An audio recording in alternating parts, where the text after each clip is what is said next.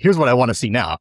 I want to see a tournament style football, tournament with all of the families. This is Cheaper by the Dozen 1950. Here's Cheaper by the Dozen 2003. And here's Cheaper by the Dozen 2023. I don't know how you do a tournament with 3 teams, but I would watch it. I mean, they all play each other, and then whoever. I mean, also, I mean, would it be taking place like now at their ages now? Because right, some people will be dramatically older than other people. Some of them will be straight up dead.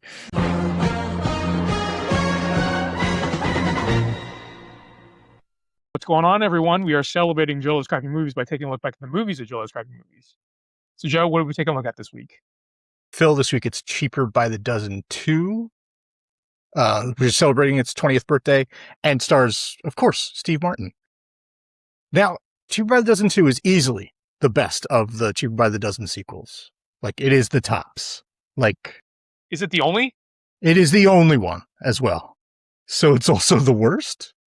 But that's maybe not a great way to look at it. So I'm going to say it's the best. It's the best of the sequels. And it picks up right where the first one left off, actually a couple of years later. But we have the Baker family, which is led by Steve Martin and Bonnie Hunt, and they have 12 kids. Now, this was some discussion in my household, but it's not like they have 10 kids and they're 11 and 12. They have 12 kids, which is wild. And the first movie where we're introduced to them, the first Cheaper by the Dozen movie, which came out in 2003, we meet them, and Steve Martin's character is a football coach that's being transported to a new town, and Bonnie Hunt plays a stay-at-home mom who has now written a book about having kids, and it's sort of taking her away from the family. So Steve Martin is then forced to be dad and football coach at the same time, and hijinks ensue, which works great. Now that we've fallen in love with these characters, it's time to see them on vacation. And I'm looking at the poster for it now, and it did come out around Christmas time, and they put a Christmas hat on the dog as if to say, hey, wait, no, even at the bottom, this Christmas, you better watch out, it says. Even though this is a movie about a Labor Day camping trip. So that's I don't know who they're tricking with somebody, but that's the theme of the movie. It's a big family on vacation, and while they're on vacation, they run into a rival family led by Eugene Levy and Carmen Electra, another natural pair. Now they only have 8 kids, and believe it or not, that comes up a few times and leads to some of the drama between the two dads. But again, hijinks ensue. Every camping themed hijink you could imagine, jet ski disasters, docks falling apart. He builds a tire swing, and guess what? He falls off the tire swing. Things like that. And you know what? On the surface, I want to be mad at this movie. It definitely looks like a stupid movie.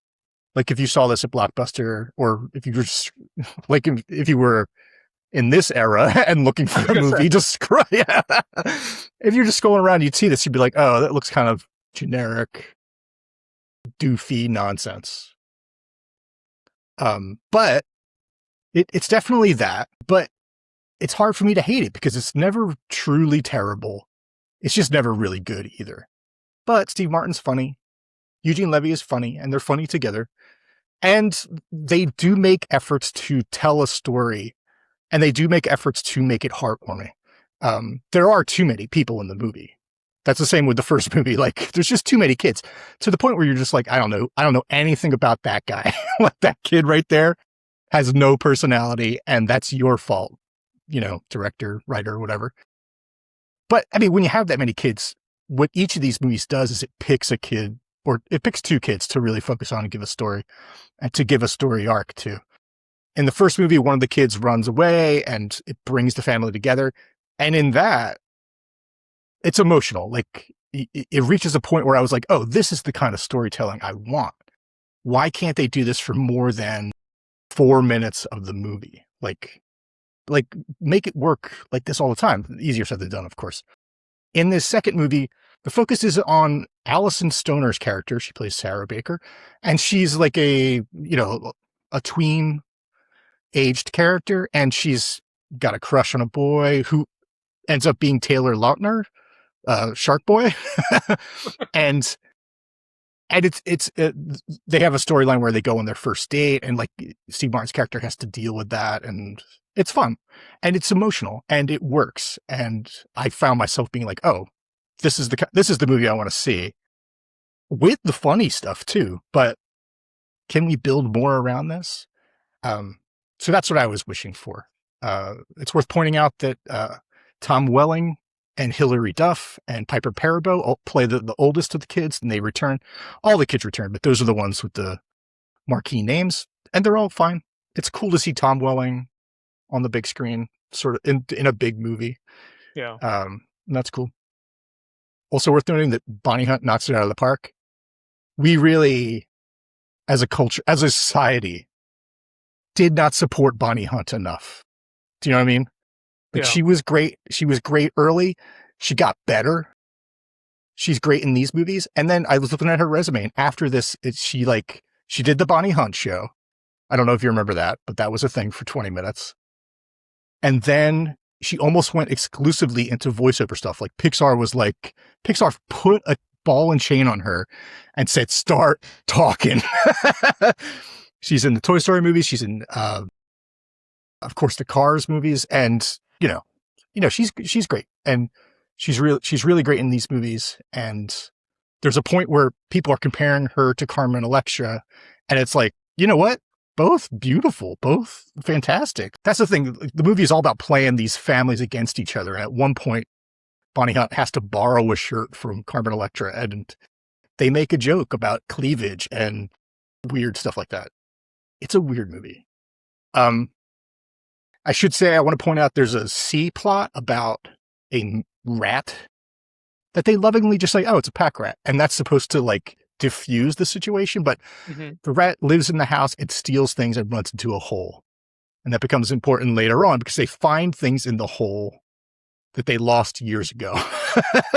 Okay. And they seem to know this rat too from the past. They're like, and even though they say they haven't been there in 4 years, they know this. They're like, I can't believe he's still alive. That rat's here. He pops up every now and then, so that's interesting. What else? I mean, the humor is low. I mean, it's high. There's tons of it. They make as many jokes as they can, but it's a little lowbrow for sure. And not all of it makes sense.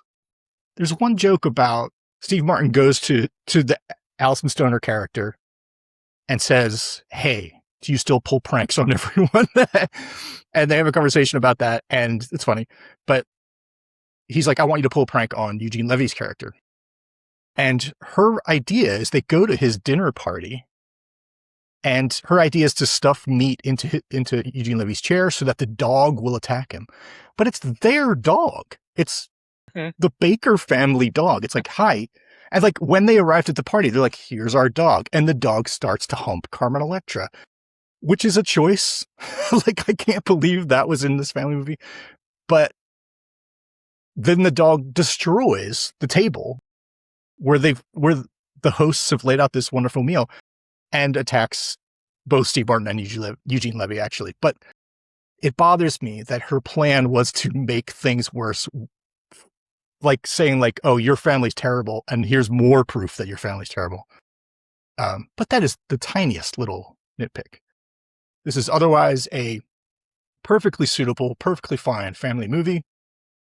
If you happen upon it, I would recommend it, but it doesn't reach the heights of Steve Martin that I've set for myself. Like, there are Steve Martin movies that are perfect, and this isn't even close. So, yeah. Have you ever seen any of the Cheaper by the Dozen movies? I've not seen any of the Cheaper by the Dozen movies. I don't even know like that. I mean, I guess I knew that Steve Martin was in it. Sure. I guess I also knew that Tom Welling was in it for some reason. But I don't know that I could have named literally anybody else in the movie. I think that's totally normal.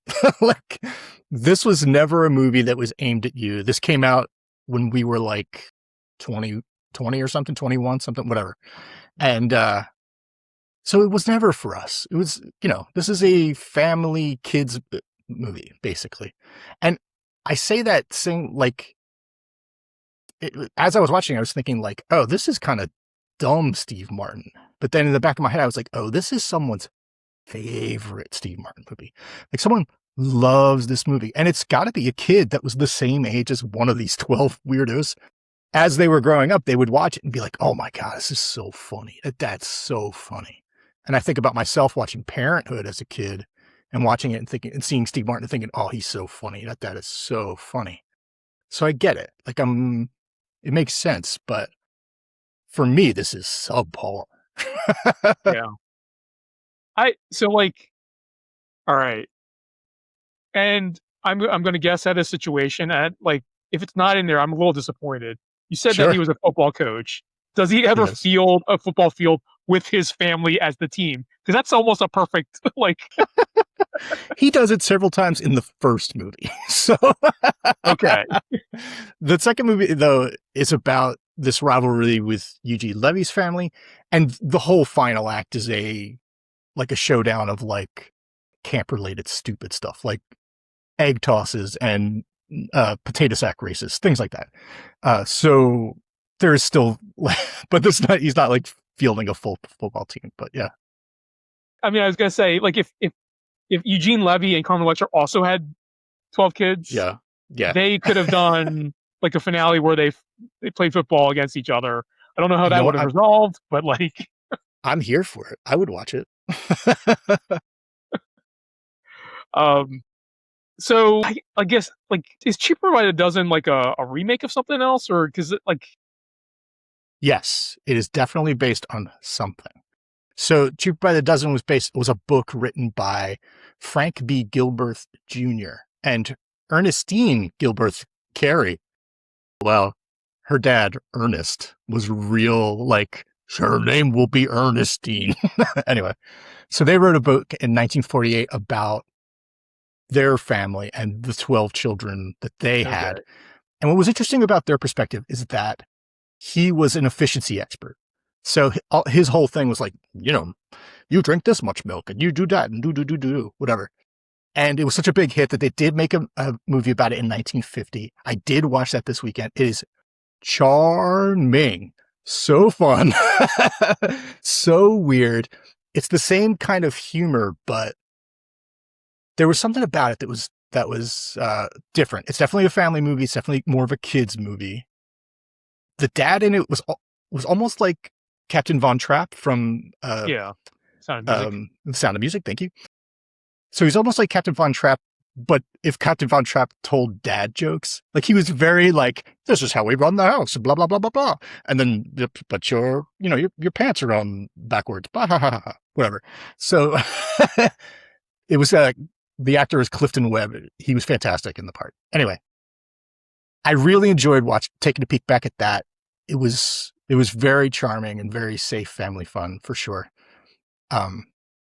So that's where that comes from. So that was in 1950. And then in 2003, they did remake it. And then they made the Cheaper by the Dozen 2. And then they remade it again in 2023 with Gabrielle Union and Zach Braff. All of them are good, safe family fun. None of them excel to be really great though. I don't know where Cheaper by the Dozen 2 lands. It's fine. I don't know. They're all really like middle of the road 3-star movies. Like, I don't know. But I don't know. Charming, fun, whatever. Yeah. Well, do you know if the Gabrielle Union Zach Braff movie do they field a football team?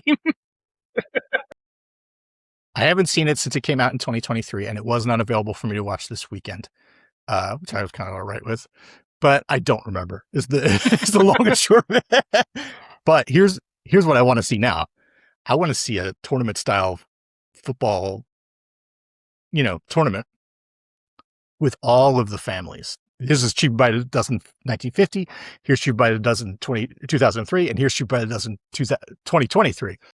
I don't know how you do a tournament with 3 teams, but I would watch it. I mean, they all play each other, and then whoever. I mean, also, I mean, would it be taking place like now at their ages now? Because like Right. Like some people will be dramatically older than other people. Some of them would be straight up dead.